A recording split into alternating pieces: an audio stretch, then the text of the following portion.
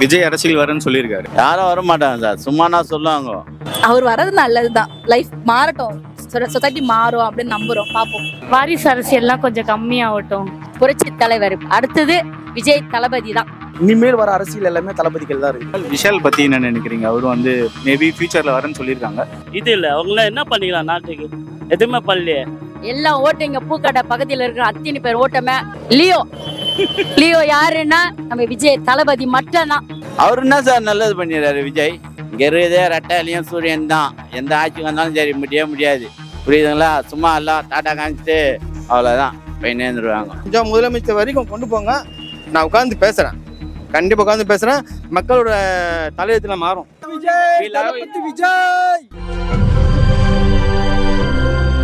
விஜய் அரசியல் வரேன்னு சொல்லியிருக்காரு. ஸோ மீன்வைல் வந்து விஷாலும் வந்து அரசியல் வரப்போறேன் இன் ஃபியூச்சர்ல அப்படின்னு சொல்லி ஒரு அறிக்கை விட்டுருக்காங்க.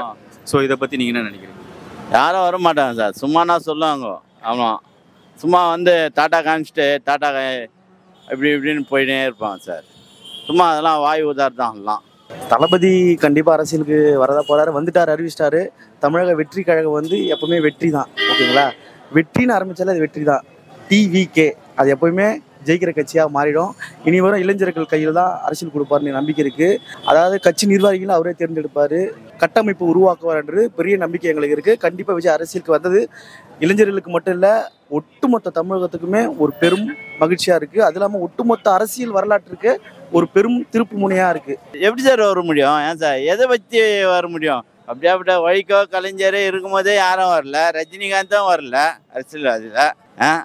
சொல்லுங்க, கமல் இப்போ தான் வந்துருக்காரு, விஜயகாந்த் போய் சேர்ந்துட்டார். அவர் நினச்சோன்னா சிஎம் ஆகலாம் விஜயகாந்த், அவரை போய் மேலே அமிச்சிட்டாங்க. அப்படி இருக்கும்போது விஜய் வந்துடுவாரா? விஜய்லாம் வரத்துக்கு சான்ஸே இல்லை சார். போங்க சார் நீங்கள். அவர் வர்றது நல்லதுதான். லைஃப் மாறட்டும், சொசைட்டி மாறும் அப்படின்னு நம்புறோம், பார்ப்போம். யங்ஸ்டர் சப்போர்ட்ஸ் இருக்குமா? கண்டிப்பா இருக்கும், கண்டிப்பா இருக்கும். எல்லாருமே சப்போர்ட் பண்ணுவாங்க தான் நினைக்கிறேன். எனக்கு தெரிஞ்சு சோஷியல் மீடியால பாக்குறோம்ல, டே பை டே அவருக்கு சப்போர்ட் அதிகமாக தான் இருக்கு. ஸோ வருவார் அவர். நினைக்கிறேன் 2026 கண்டிப்பா அவர் வின் பண்ணலாம். 2026 வின் பண்ணிடுவாங்க நினைக்கிறேன். ஆனா இப்பதான் நான் உள்ள வராங்க, பண்ணுவார், நம்பிக்கை இருக்கு, பார்ப்போம். வாரிசு அரசியல்லாம் கொஞ்சம் கம்மியாகட்டும். அவர் வந்தாருன்னா புதுசா இருக்குன்றீங்களா? புதுசா ஒரு மாற்றம். பிஜேபி அப்புறம் ஏடிஎம்கே டிஎம்கே இவங்கெல்லாம் அவங்கெல்லாம் வராம புதுசா யார் வந்தாலும் ஓகே. அவங்க 2 பேர்ல யாரு வரலனாலும் ஓகே. ஆனால் அரசியலுக்கு வந்தால் எங்களோட ஓட்டி அவருக்கு தான் கண்டிப்பாக. நம்ம வந்து ஒரு சான்ஸ் கொடுத்து பார்க்கணும். எல்லாரும் வந்துட்டு இல்லை வேணான்னு சொல்லக்கூடாது. ஒரு சான்ஸ் கொடுத்தோம்னா வருவாருன்னு ஒரு நம்பிக்கை இருக்கு. கண்டிப்பா அவர் தான் வென்னுவாரு, அவர் தான் ஜெயிப்பாரு. அவரை மிஞ்ச யாருமே கிடையாது. இது வரப்போறவர் அவர் மட்டும்தான். முதலமைச்சராக வரப்போறவர் அவர் மட்டும்தான். முதலமைச்சராக வரப்போறவர் விஜய் புரட்சி தலைவர் அடுத்தது எம்ஜிஆர் மட்டும் இல்லை, அடுத்தது விஜய் தளபதி தான். சூப்பராக நாத்தி எம்ஜிஆர் அவர் தான் நல்லா செய்வார் மக்களுக்கு. நல்லா எம்ஜிஆர் அவர் தான் நல்லா செய்வார் சூப்பராக. எனக்கு பற்றி ரொம்ப விஜய் பிடிச்சிட்டு மக்கள் நல்லா செய்வார். கண்டிப்பாக ஓட்டு போய் அவர் தான் சிஎம். சிஎம் அவர் தான். யாரும் ஒன்றும் பண்ண முடியாது, ஏன் வேணால் நிற்க முடியாது. நான் வந்து அதிமுக கட்சியில் இருக்கிறேன். இப்போ வந்து அதிமுக விஜய் கண்டிப்பாக ஓட்டு போடுவேன். ஏன்னா நான் வந்து திமுக தான், எங்க சொந்தக்காரர் அதுல தான் இருக்கிறாரு. ஏன் சொல்றேன்னா விஜய் வந்தா ஒரு மாற்றம் வரும், மக்களுக்கு ஒரு மாற்றம் வரும். வேற யாராச்சும் வந்தாங்கன்னா ஏதாவது நம்மளுக்கு ஜனங்களுக்கு நல்லது செய்வாங்களா அப்படின்னு ஏங்கி இருக்கிற காலம் இருந்துன்னு தான் இருக்கு. ஆனால் இன்னும் வந்து யாரும் எதுவும் நல்லது செய்யலை. சரி, இவங்க வந்தால் தான் மக்களுக்கு நல்லது செய்வாங்கன்னா நல்லது தானே, நம்மளும் ஏற்றுக்க வேண்டியது தான். இல்லை, எல்லாரும் ஆதரவு தெரிவிக்கிறாங்களே. இப்போ விஜய்க்கு வந்து நிறைய பேர் ஆதரவு தெரிவிக்கிறாங்க. அவர் என்ன சார் நல்லது பண்ணிடுறாரு விஜய்? ஒரு வீட்டாண்ட ஒருத்தன் போனான்னா, நாங்களாம் ஆட்டோ தான் ஓட்டுறோம். விஜய் வீட்டாண்ட ஒருத்தன் ஒரு கிராமத்துலேருந்து ஒரு ஆள் வர்றாருன்னா போ வெளியோ அன்றாரு விஜய். அப்படி அவன் எங்கேயோ வந்து வரான் லாங்லேருந்து. விஜய் அப்பா ஐயா அவங்கள நான் பார்க்க வந்துடுறேன், போப்பான்றாரு விஜய். அப்படி இருக்கும்போது எப்படி? என்ன சார் நீங்களாம் பேட்டி அடிக்கிறீங்க? அதெல்லாம் வரவே மாட்டார் சார். கமலே அப்படியாப்பட்ட எவ்வளோ பேர் நடிகர் கமல் கோயம்புத்தூர்லேருந்து நடிக்கிறாரு. அவரே வராமல் இப்போ விஜய் வந்துடுவாரா? ஏன் சார்? இப்போ எடுத்து போனால் அரசியல் தலைவர்கள் எல்லாருமே பார்க்குற ஒரே கட்சியாக இப்போ பார்த்தீங்கன்னா அதிமுக, திமுக, தேமுதிக, மற்ற பிஜேபி எல்லா கட்சியும் இருக்குது. இப்போ திமுக அப்படின்னு எடுத்துக்கிட்டாலே அதிமுக தான். அதிமுக உடைச்சி டிவிக்கு கண்டிப்பாக ஒரு பெருங்கட்சியாக தமிழகத்தில் நிலை நாட்டும். கண்டிப்பாக நிலைநாட்டும். இப்பதான் உள்ள வரேன்னு சொல்லியிருக்காங்க. ஸோ அந்த அளவுக்கு ஆதரவு கிடைக்கும். அதுதான் ப்ரோ, இப்போ வந்து 2024 வந்து எம்பி எலெக்ஷன் இருக்கு. இப்போ இந்த 2 வருஷம் கேப் எதுக்கு பார்த்தீங்கன்னா அவர் ஒரு கட்டமைப்பை உருவாக்குறாரு. அந்த 2 வருஷம் கேப்ல வந்து ஒரு கட்டமைப்பு உருவாக்கி இருக்கிற எல்லா இளைஞர்களுக்கும் ஒரு மோட்டிவேஷன் கொடுத்து அதுக்கான கட்டமைப்பு உருவாக்கி தான் 2026 களம் இறங்க போறோம். அந்த களம் வந்து இளைஞர்களுக்கான களம். எல்லா ஏரியாலும் ஒரு தளபதி ரசிகர் கண்டிப்பாக இருப்பாங்க. அப்போ அந்த ஏரியாவில் நம்ம போகும்போது பார்த்தீங்கன்னா அவங்களுக்குள்ள கோஆர்டினேட் பண்ணி அந்த உள்ள எல்லா அரசியல் அமைப்புகளும் உடைச்சி எடுத்து, இப்போ எக்ஸாம்பிள் என்ன எடுத்துங்க, என் ஃபேமிலியில் நான் விஜய் ரசிகர் அப்படி எடுத்துங்களேன். ஏன் நான் சொல்கிறத எங்கள் வீட்டில் கேட்பாங்க. அப்போ எங்கள் வீட்டில் ஒரு 8 ஓட்டு இருக்குன்னா அதுமாதிரி எவ்வளோ விஜய் ரசிகர் இருக்காங்க, இளம் ரசிகர்கள் இருக்காங்க. அவங்க எல்லாருக்குமே ஒரு இன்ஸ்பிரேஷனாக தளபதி கண்டிப்பாக மாறுவார். இப்போ கரெக்டான டைமில் வந்திருக்காரு. இனிமேல் வர அரசியல் எல்லாமே தளபதிகள் தான் இருக்குது. நாம் தமிழர் கட்சி என்னோட அண்ணன் சீமான் அண்ணன் சொன்னார். என்னன்னு சொன்னார்னா, குடிநீர் தமிழ்நாடுக்கு ஃப்ரீயாக கொண்டு வர முடியாது அப்படின்னு சொன்னார். அவர் சொன்னது தப்பு. கண்டிப்பாக கொண்டு வர முடியும். சரியா? ரெண்டாவது, இப்போது நீங்கள் ஒரு வாட்டர் கேன் வாங்குறீங்க, எவ்வளோக்கு நான் வாங்குறீங்க? 20 ரூபா. ஆக்சுவலாக அதோட விலை வந்து 7 ரூபா தான்.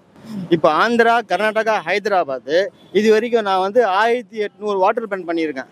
அரசாங்கமே 5 ரூபாய்க்கு தான் கொடுக்குறாங்க. அப்போது மாதத்துக்கு ஒரு நாளைக்கு 5 ரூபா அப்படின்னா மாதத்துக்கு வந்து நீங்கள் கண்ணுக்கு போட்டுடலாம். இப்போ இருக்கிற மக்கள் என்ன பண்ணுறாங்கன்னா 40 ரூபா கொடுத்து தண்ணி கேன் வாங்குறாங்க. மாதத்துக்கு 1200 ரூபா, வருஷத்துக்கு 10,000 ரூபா, 5 வருஷத்துக்கு 58,000 ரூபா வருது. இப்போ 58,000 ரூபா பெரிய விஷயமா, இல்லை இந்த ஓட்டுக்கு 1000 ரூபா தராங்களே அது பெரிய விஷயமா? விஷாலும் வந்து இப்போ வந்து ஒரு அறிவிப்பு விட்டுருக்காங்க. இந்த மாதிரி மேபி இன் ஃபியூச்சர்ல வரேன்னு சொல்லியிருக்காங்க. விஷால் நடிகர் விஷால் வரேன்னு எத்தனை பேர் வந்தாலும் விஜய் அச்சிக்கு ஆள் கிடையாது. அவர் வின்னு.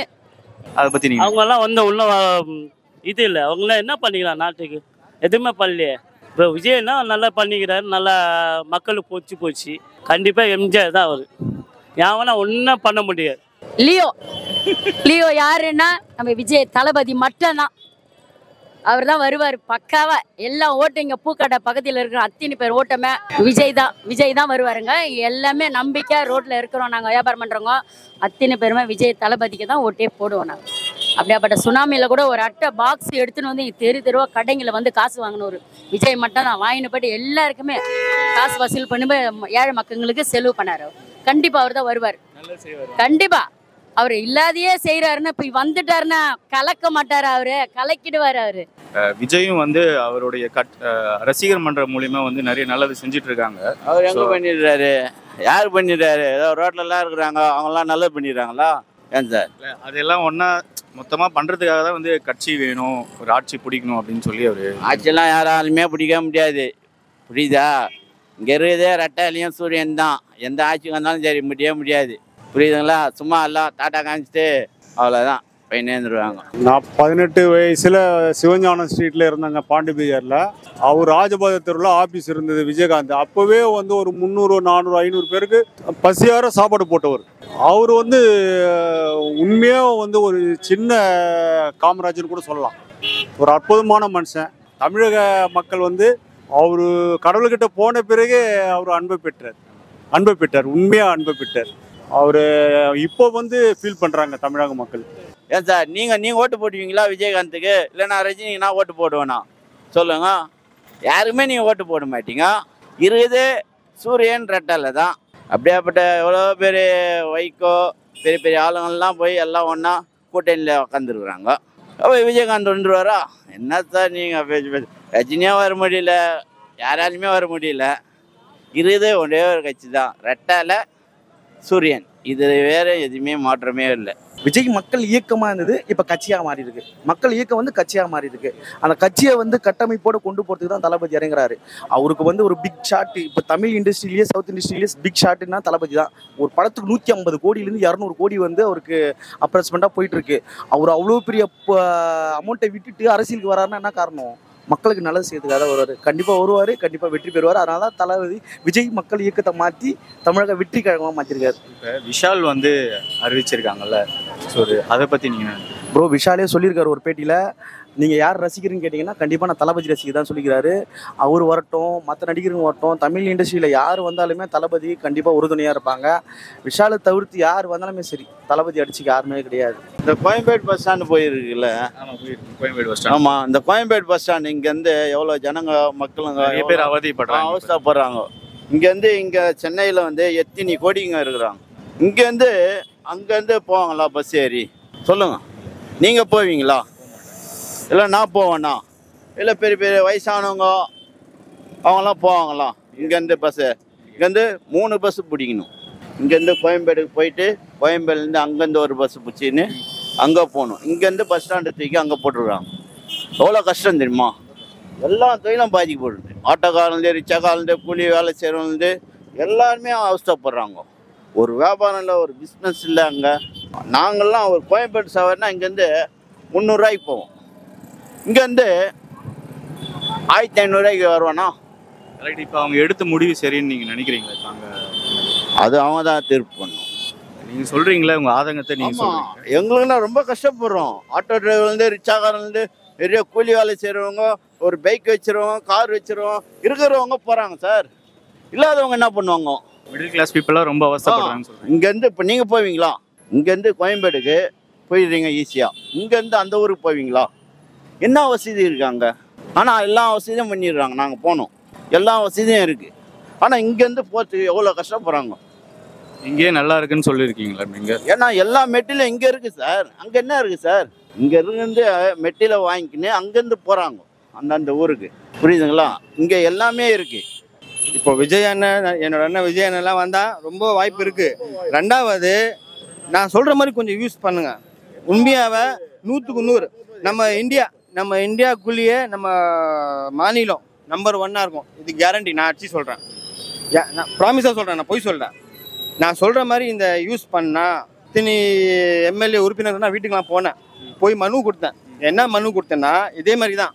நம்ம எடப்பாடி ஐயா கிட்டையும் கொடுத்தேன், முதலமைச்சர் வீட்டுக்கும் போனேன், செக்ரட்டரியேட் போனேன், அப்புறமா நம்மளோட அண்ணன் சேகர் பாபு அண்ணன் அவர் வீட்டுக்கும் போனேன், மா சுப்பிரமணியம் அவரும் போனேன்.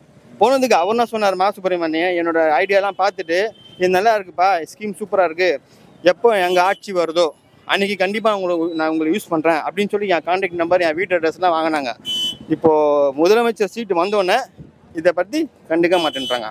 இது நான் சொல்கிற மாதிரி இந்த முதலமைச்சர் வரைக்கும் கொண்டு போனால், இல்லை என்னோட அண்ணன் சீமான் அந்த அண்ணன் வந்தாலும் சரி, இல்லை விஜய் அண்ணன் அவங்க வந்தாலும் சரி, அவங்க வரையும் கொண்டு போங்க. கொண்டு போனால் இந்த நாட்டை காப்பாற்றலாம். இப்போ இருக்க டிராஃபிக்கில் பார்த்தீங்களா வெறுப்பாக இருக்கும், வண்டி ஓட்டவும் முடியாது. மெட்ரோ ட்ரெயின் முக்கியமா? நான் கேட்குறேன், முக்கியமா? கிடையாது. மெட்ரோ வந்து இப்போ ஓப்பன் பண்ணுறாங்க வருமானத்துக்கு. யாருக்கு? நம்ம மாநிலத்துக்கு கிடையாது, மத்திய சங்கத்துக்கு, எல்என்டி கம்பெனி அவங்களுக்கு தான் வருமானம். மக்களுக்கு ஒன்றும் வருமானம் கிடையாது. இது பண்ணுறதோட ஒரு பிரிட்ஜ் ஒன்று எம்எஸ் ஸ்டீல் ஸ்ட்ரக்சர் ஒர்க். அப்படி என்ன அர்த்தம் அப்படின்னா, ரிட்டேரிலேருந்து சென்ட்ரல் போகிறதுக்கு 1/2 hour தேவையில்லை, 10 நிமிஷம் தேவை. கோயம்பேடுலேருந்து சென்ட்ரல் போகிறதுக்கு 10 நிமிஷம் தேவை. ஃபாஸ்ட்டாக போகிறவங்க பிரிட்ஜ் மேலேயே போயிடலாம், கீழே போகிறவங்க பர்ச்சேசிங் பண்ணிட்டு போயிடலாம். ஸோ இது மாதிரி நல்ல ஐடியா இருக்குது. என்னை கொஞ்சம் முதலமைச்சர் வரைக்கும் கொண்டு போங்க. நான் உட்காந்து பேசுகிறேன், கண்டிப்பாக உட்காந்து பேசுகிறேன். மக்களோட தலையத்தில் மாறும், உண்மையாக மாறும். எனக்கு விஜய்னா ரொம்ப பிடிக்கும், அவர் படமும் ரொம்ப பிடிக்கும். எனக்கு விஜய் படம் நடிக்க மாட்டேன்னு சொல்லிட்டாரு, என்ன பண்ண போறாரு? அதுக்கு என்ன பண்ண போறாரு? நாங்க ஐவு அழுவியா? எனக்கு விஜய்க்கு லியோ தான் பிடிக்கும். ஏதா போறா? ஆமா.